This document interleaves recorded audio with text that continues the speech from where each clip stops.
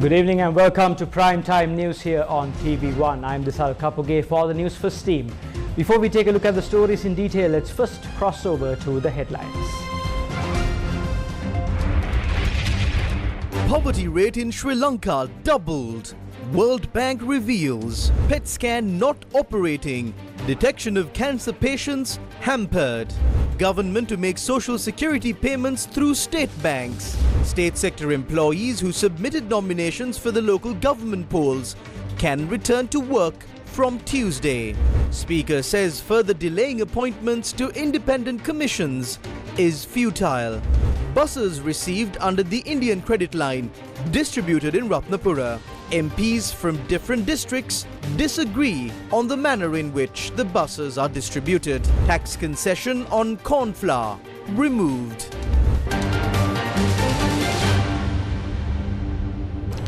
Now in your top story, the World Bank's biannual report highlights that Sri Lanka's ongoing economic crisis is estimated to have doubled the country's poverty rate. The World Bank in its biannual report said that Sri Lanka's poverty rate continued to increase in 2021 and it then doubled between 2021 and 2022 from 13.1% to 25%. The report highlighted, quote, "This increase has added an additional 2.5 million people into poverty in 2022, unquote. Data shows that households experiencing food insecurity are reducing their spending on health and education. Rising food insecurity has also led to increases in malnutrition and stunting, up from 7.4% in 2021 to 9.4% in 2022. It said poverty is projected to remain above 25% in the next few years due to the multiple risks to households' livelihoods. According to the World Bank, the negative economic outlook for 2023 and 2024 and adverse effects of revenue mobilizing reforms could worsen poverty projections. Cancer patients at the Apeksha Hospital in Maharagama are facing serious issues as the hospital has run out of vital supplies to operate a scanner that helps diagnosis and crucial treatment at the facility. The main cancer hospital in Sri Lanka is currently facing a shortage of radioisotope used in positron emission tomography, also known as PET scans. This shortage is affecting patient care and management at the hospital. The scanner helps identify the condition of the cancer patients, the critical treatment to be given for it, as well as accurately identify the nature of the cancer in the body and provide the correct follow-up treatment. However, the PET scanner at the hospital is not functioning as the isotope required to operate the PET scan is not available. The PET scan machine is also available at the Colombo General Hospital. However, the lack of the required isotope for the operation of the machine has hampered the scans at this hospital as well. The radioisotope used in PET scans has a half-life, meaning it starts to lose its power from the moment it is manufactured. This requires the isotope to have a very short time, approximately 110 minutes, between manufacture and administration. The isotope is currently imported to Sri Lanka from India. The PET scan can detect cancers that are not identifiable through an MRI or CT scan. What are the officials at the Apeksha Cancer Hospital saying about the situation? We inquired from the officials at the Apeksha Cancer Hospital about the issues faced by the patients. A spokesperson at the hospital said that PET scans will resume between next Wednesday and Friday. He added that 5 PET scans that were scheduled to be held last Wednesday were postponed as the isotopes used to conduct the PET scan were not up to standard. He added that these patients will be called back to the hospital for their scans between Wednesday and Friday next week. Journalists raised questions at a media briefing on whether the true needs of the people are being prioritized by the government.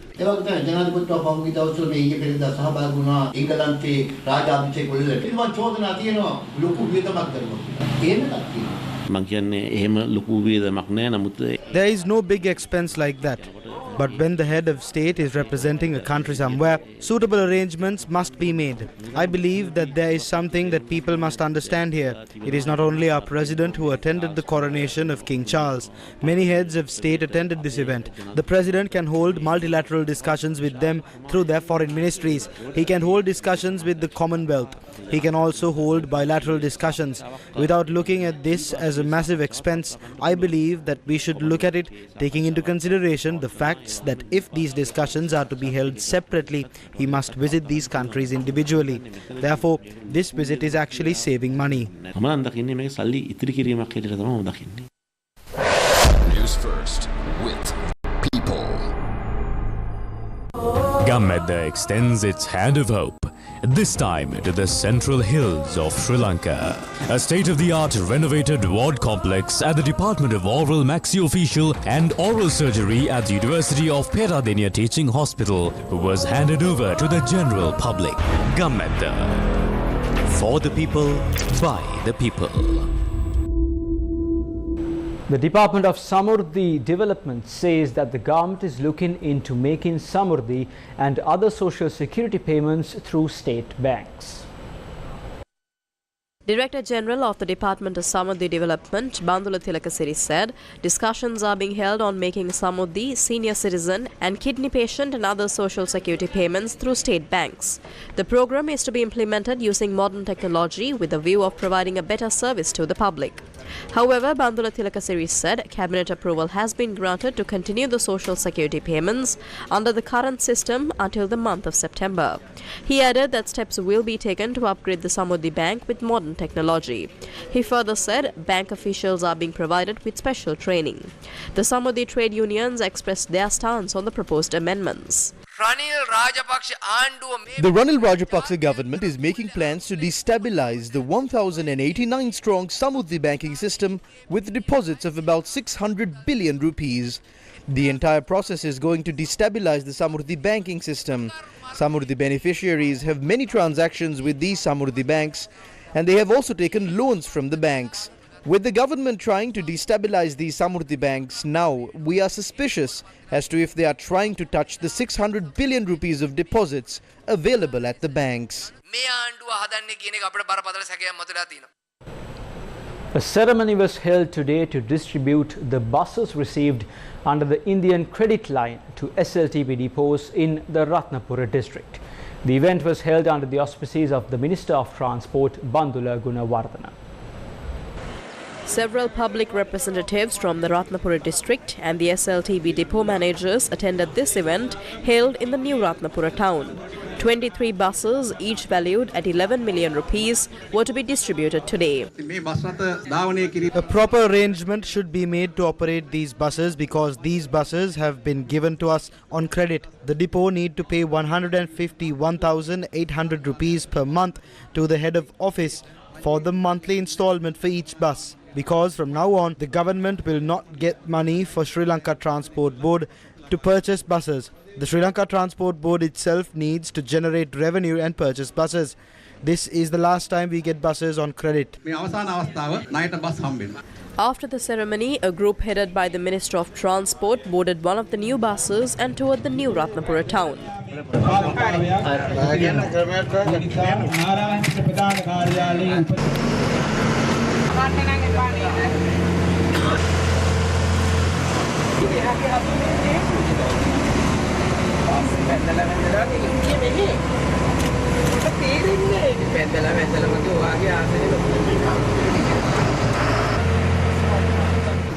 After the tour, MP Prebanal Jayasekara, Minister of Transport Bandula Gunawardana and several other public representatives had disagreements on how the buses were distributed.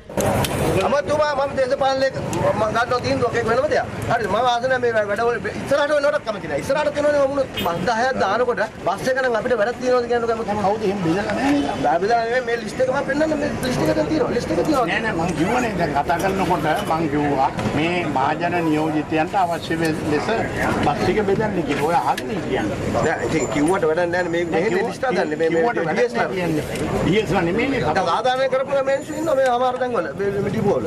ආරවල් ටික හදලා දැන් අමතුමා අපි මම කියන්නේ මේ අහන්නකෝ අමතුමා මේ town එකේ ඉඳලා කිලෝමීටර් 4-5 දුර. අපි වත්තේහෙනින් කියන්නේ මේගොල්ලෝ දන්නවා ඔයගොල්ලෝ ඡන්දේ ගන්න තැන්. හරිද? කිලෝමීටර් 15-20 යන්න ඕනේ දුර බස් යන ඉස්කෝලේ යන ළමින්ට බස් නැහැ. දැන් එහෙට දාලා තියෙනවා. ඒක කීයට දාගන්න කිව්වට යටින් යන්නේ මේගොල්ලෝ වෙන ගේම්. නෑ යටින් එහෙම ගේම් යන්න බෑ නේද මං කියවනේ ප්‍රතිශත. ඔල සාධාරණව හදන්නකෝ මේ අමතුමා එන්න කියන්නේ ආසන 8ක් තියෙනවා ආසන 8 සම්මතේ බෙදලා දෙන්න බස් ටික. ඒක උඩ ඉවරයි නේ බස්. ඔව් ආසන 8 නේද? එතකොට පස්සේ මේක මේවා එක්කෙනෙකුට 10යි එක්කෙනෙකුට 5යි එක්කෙනෙකුට 2යි. දැන් මේ සදා බස් ඇදලා තුන ගාන බෙදන්නකෝ දුර වැඩ හදන්න. ඔව්.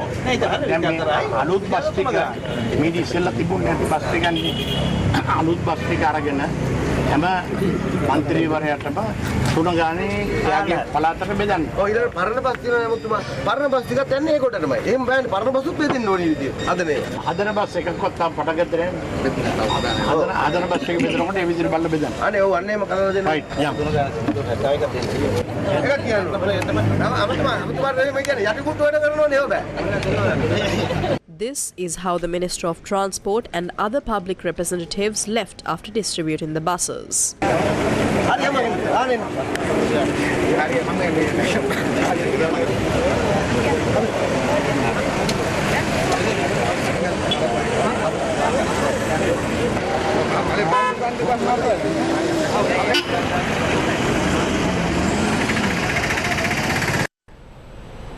Acquiring foreign reserves is essential for Sri Lanka to bring its economy out of the economic crisis.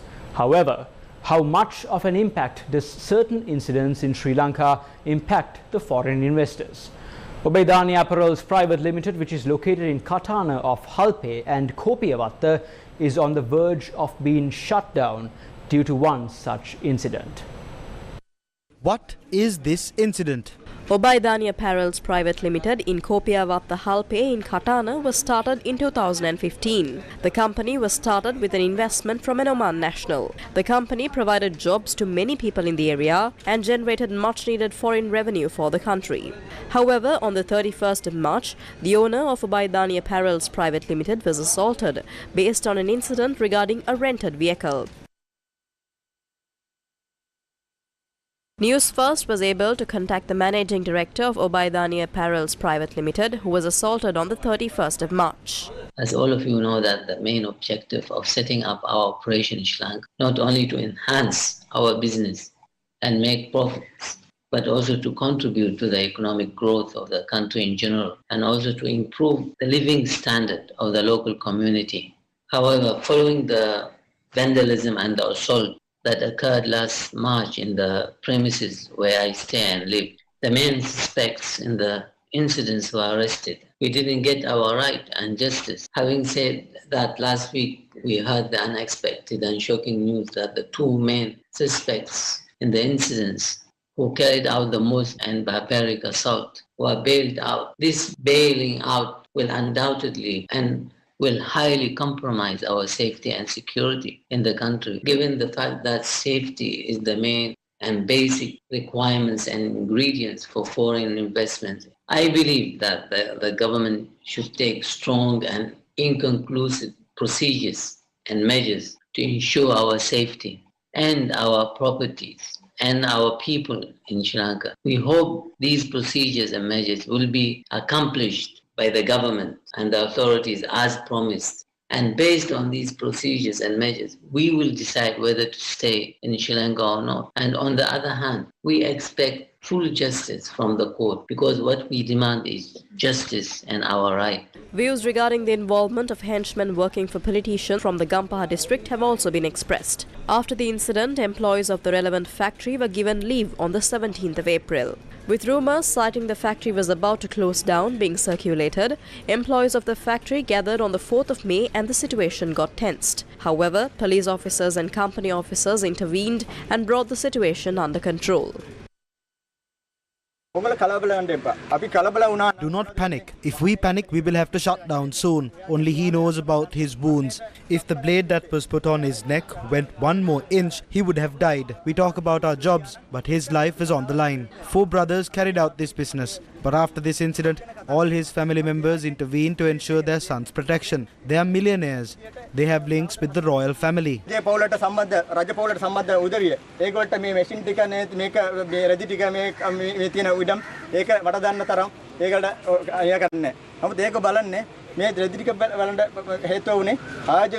To this day, the factory does not operate, and employees demand justice to be served to the foreign investors and their jobs be secured. Due to the incident, jobs of 350 people can be affected.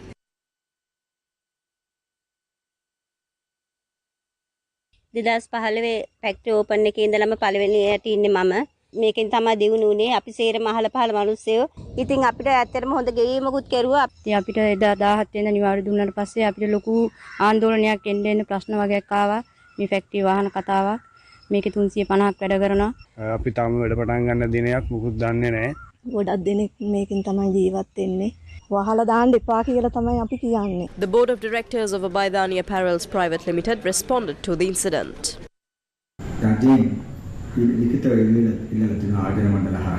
The government in a letter requested this investment be continued further through the Board of Investment. They have made several requests based on safety and security. Decisions on how this will continue further and which investment zone it will fall under will have to be made based on the response of the government.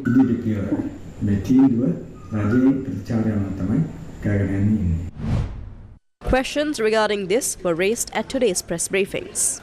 The owner of Abaidani Apparels Private Limited has been assaulted. It has been said that henchmen working for a state minister in the Gampaha district attacked him on the 31st. He is a foreign investor. He has engaged in the apparel industry for years. It is not properly overlooked. Now they have decided to leave Sri Lanka. This will not only affect this industry but everything else as well. The government must understand this. How can such things be permitted? The law must be enacted. If not, our country will not attract any foreign investors. This has a huge impact on investors. මේ ආණ්ඩුවේ රනිල් රාජපක්ෂගේ ගෝලයන්ගේ තාඩකම් මැරකම් සහ ජාවාරම් වලට Today, investors are under threat if they don't support the corrupt activities of Ranil's followers. Goons working for a port to a politician threatened this managing director because he did not award the tender regarding a company transport matter to that politician. The relevant embassy objected this. The investor had decided to go to another country for production. We would like to ask Ranil, who said he will stabilize the country, is this stabilization? Foreign investors are leaving the country. During the past 2 weeks, the share market dropped. On the other hand, if foreign investors are leaving the country because of threats posed by henchmen, it will ruin the path for other investors to come into the country. Jobs will get lost in the country. As the Intercompany Employees Union, we urge the working masses to exert pressure to ensure the safety of foreign investors. සමාගම් සේවක සංගම නිසා අපි මේ මොහොතේ සියලු සේවකයන්ගෙන් වැඩ කරන ජනතාවගෙන් මේ මොහොතේ ඉල්ලා හිටිනවා. Parliamentarian Govinda Kumaratunga says that haphazardly passing the proposed Central Bank Act in the coming week will bring about many adverse effects to the economy of the nation. A bill titled the Sri Lanka Central Bank Act was presented to Parliament. They are planning on passing this in Parliament after having the second reading next Thursday. That means that they have only allocated 1 day to debate this new Central Bank Act and to include the amendments given by the Supreme Court. The draft that was prepared after holding discussions has 46 sections that contravene the constitution of the country. Is 1 or 2 hours of committee stage debates on Tuesday enough to correct all of these? What will happen if the governor of the central bank does not attend this? What's the hurry to pass this act with such an urgency during a time when we are facing so many issues? We are suspicious about this. If the act that governs the main financial institution in the country, the central bank, is flawed, it will be worse than the time when the central bank was bombed. It will be an attack on the central bank and the economy of the country. Speaker Mahinda Abewardena says that members and chairmen of independent commissions, including the Elections Commission, must be appointed soon. The Speaker said that continuously delaying making these appointments is futile.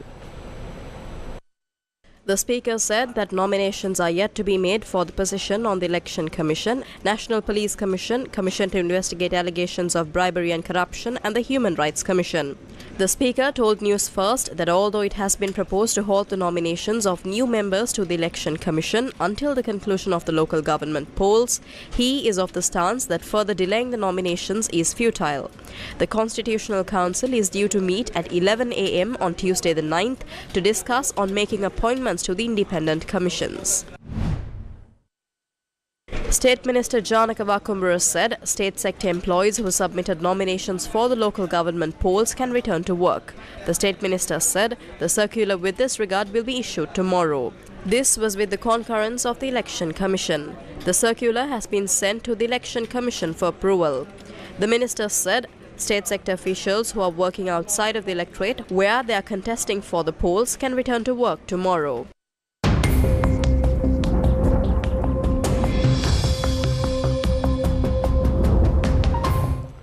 The Met Department has issued warnings that the turbulent nature of the atmosphere in the southeast Bay of Bengal could develop into a cyclone in the next few days. The Met Department urged the fishing community as well to remain vigilant when entering the seas of the southeast Bay of Bengal. Meanwhile, landslide warnings have been issued to Badulla, Gaul, Kegaul, Kurunagala and Mathale districts. According to the Met Department, the showery conditions are expected to prevail in many parts of the island due to the turbulent nature of the atmosphere surrounding Sri Lanka. The police has also advised the general public to be cautious while driving during the prevailing rainy weather conditions. 4 sluice gates at the Daduroya have been opened due to heavy rains.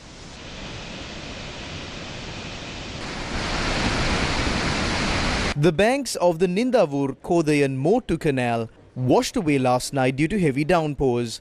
Temporary renovations of the bank were done today by officers attached to the Kalmune Irrigation Department. Heavy showers affected paddy cultivations in areas including Putlam, Mundalkadu, Krishnankulatadi and Karungali Chole. 25 acres of paddy fields in Horambava, Narammala in Kurunagala were inundated due to heavy showers. A tall tree opposite the technical school along Brown Road, Jaffna, was uprooted due to heavy rains and strong winds in the Jaffna district. The body of a person who went missing after the Depa Ala in Nigambo overflowed was discovered this morning. The 59-year-old victim, a resident of Periamulla, had disappeared during heavy rains in the area the day before yesterday. According to health authorities, epidemiological diseases are on the rise due to the prevailing showery conditions in the country. What diseases are on the rise right now? Among the diseases that are on the rise due to the showery weather conditions, dengue, leptospirosis, cholera, influenza and COVID-19 take center stage. What is the prevailing situation of dengue? The number of dengue cases reported so far this year is at 31,098. Health authorities point out that it is a rapid growth compared to the first quarter of the last 2 years. The Western Province recorded the highest number of dengue cases, with Gampaha and Colombo districts recording 6,953 and 6,500. On the 1st and 2nd of this month, dengue cases were reported. High fever is a main symptom of dengue. Apart from that, headache and pain behind the eyes are also symptoms. If you have such symptoms, be vigilant of dengue. What measures have the authorities taken to control the spread of dengue? In addition to the Presidential Task Force, an expert committee has also been appointed to prepare a report regarding the prompt measures to control dengue. It is headed by the Director General of Health Services. The committee also consists of officials from the National Dengue Control Unit, Epidemiology Unit, specialist doctors and several identified ministries. What is the prevailing situation of leptospirosis? Health authorities warn that leptospirosis cases are also on the rise. Dr. Tushani Dabare, community health specialist of the epidemiology unit, stated that about 2,600 cases of leptospirosis have been reported so far this year. What factions are more exposed to leptospirosis? Farmers, construction workers, waste disposal employees, workers engaged in waste management and school students are among them. The general public is advised to inform the medical officer of health or the public health inspector of the area of any symptoms of leptospirosis. What is the prevailing situation of cholera? Health authorities say apart from leptospirosis and dengue, cholera is also on the rise. The prevailing showery conditions increase the number of insects like flies, and as a result, cholera is on the rise. The symptoms of this disease would be fever, stomachache, vomiting and loose motion. Blood will pass with stools. It could be a condition like diarrhea, dysentery or fever. Contact your doctor if blood is passing with your stools. When it comes to cholera, give the patient natural liquid food items like lime and orange juice or rice porridge. Toasted bread along with banana, king coconut water and yogurt would also be good. Don't give them fat, cheese or leaves. If you are vomiting, seek medical treatment or you may be dehydrated. Is influenza on the rise? Health authorities also say a contagious respiratory illness is spreading among the general public. There was a fast spread of influenza cases. Symptoms of influenza are fever, cough and phlegm, and some patients start vomiting. It spreads fast among family members. It's better to wear a face mask in the house. If you have any respiratory issues, please visit a hospital.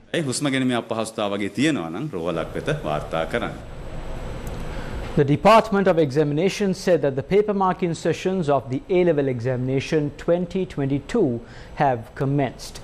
The department said that the paper marking process for the subjects Western music and Hindi is currently underway. A senior spokesperson of the examination department said that the evaluation of the answer sheets of 8 other subjects will begin next Monday. The relevant answer sheets have been forwarded to 10 centres in other provinces so far. The department also said that they expect to conclude the paper marking sessions of the advanced level examination soon. 4 people died of drowning during the past 24 hours. 2 of them drowned in the Irudayapuram South Kadi Sea in Batticaloa. The 2 youth drowned last afternoon while they were bathing in the Irudayapuram South Kadi Sea in Batticaloa. The police said that the bodies of the missing persons were discovered this morning. The deceased were 2 youths aged 16 and 17. Further investigations into the incident will be conducted by the Kokuvil police. Meanwhile, the body of the boy who went missing after going to bathe in the Belihul Oya in Ambagaspitiya Padiyapalalla Hanguranketha was found today with the assistance of the Navy diving unit. The police said while swimming, the boy had been washed away in the currents when he attempted to save a 13-year-old girl who was drowning. Both of them were swept away by the strong currents. The 13-year-old girl, a resident of Tabarava in Mathurata, also passed away. The deceased boy was a 12-year-old resident of the same area. Up next is Crime Watch.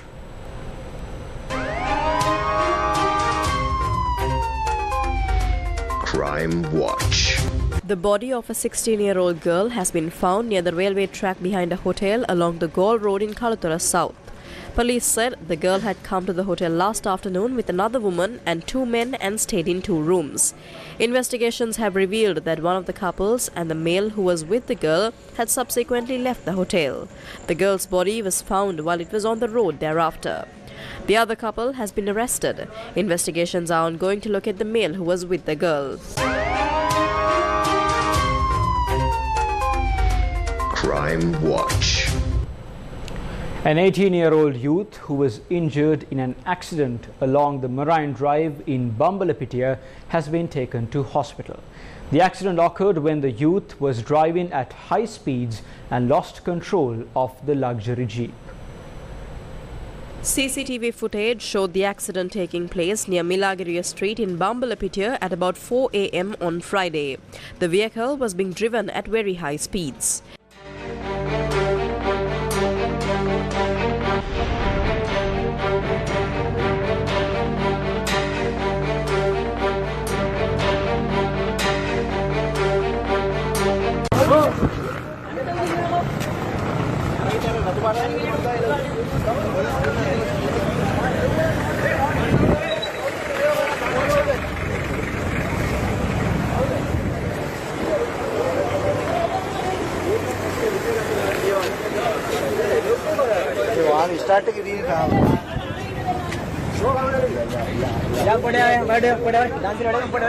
The driver lost control of the speeding vehicle and the jeep collided with two cars parked along the road. The speed at which he drove the vehicle can be determined from the fact that both the cars sustained heavy damages.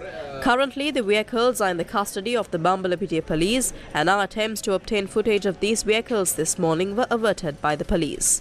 An electricity pole, a telephone pole and a lodge were also damaged during the accident. Police said the youth who drove the luxury jeep is currently undergoing treatment at a private hospital. He is a resident of Ward Place, Colombo 7. Who is this youth in Colombo 7 who drove this luxury jeep at deadly speeds?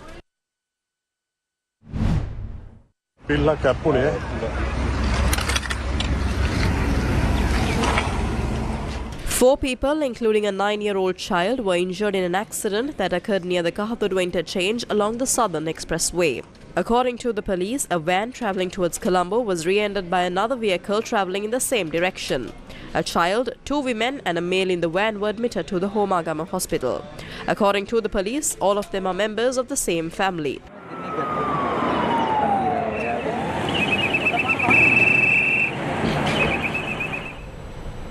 The tax concession of 3 rupees which was imposed on corn flour has been removed.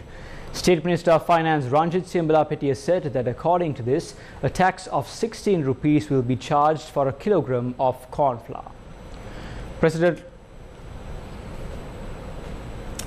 Wickremesinghe has invited parliamentarians from the north to discuss issues including the devolution of power.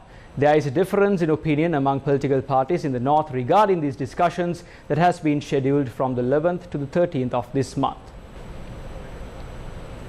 The President has invited all parliamentarians in the north to discuss matters surrounding the devolution of powers, development in the north and other issues faced by the Tamil community.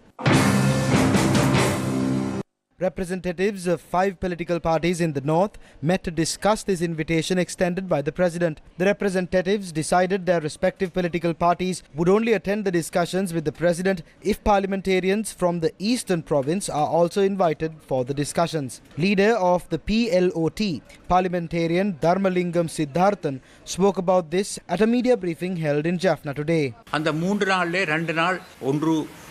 It is all right for parliamentarians in the northern province to be invited to discuss about the development of the northern province. But devolution of power is a matter concerning the Tamil community in the northeast and members of the community in all parts of Sri Lanka. Therefore, parliamentarians of the north and the east should be invited for this meeting. We have sent a letter to the President in this regard.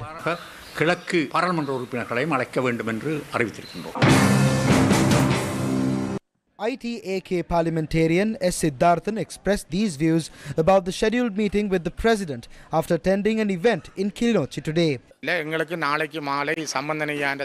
parliamentarians of the Tamil National Alliance will meet R. Sambandhan at his residence for a discussion tomorrow. We will discuss on whether or not we will attend the meeting regarding the matters concerning North and the East. Devolution of power in a unitary state where the North and the East are not combined is not suitable for us.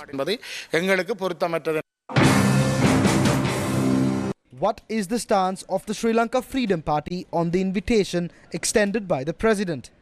Since President Ranil Wickremesinghe has invited us for a discussion regarding reconciliation as a parliamentarian from the North, I must attend it. I am of the opinion that representatives from both North and the East should be called for these discussions.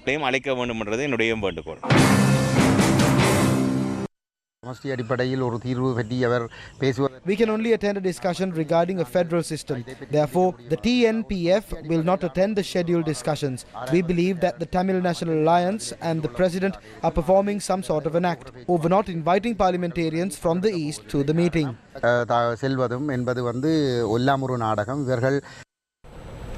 Principal Secretary to the Prime Minister of India and Sri Lankan High Commissioner of India met for talks including aspects relating to rupee trade. Principal Secretary to the Prime Minister of India, Dr. Pramod Kumar Mishra, met with Sri Lankan High Commissioner of India, Milinda Moragada, in New Delhi on Friday to continue the bilateral dialogue on a number of issues, including debt restructuring matters. In a statement, the Sri Lankan High Commissioner of India said, quote, "The High Commissioner stresses the vital role that economic integration between the two countries could play in Sri Lanka's economic recovery," unquote. The matters discussed included further economic integration between Sri Lanka and India, enhancing Indian investments and tourism in Sri Lanka, ways and means to further promote bilateral trade, cooperation in power and energy sectors, as well as aspects relating to rupee trade.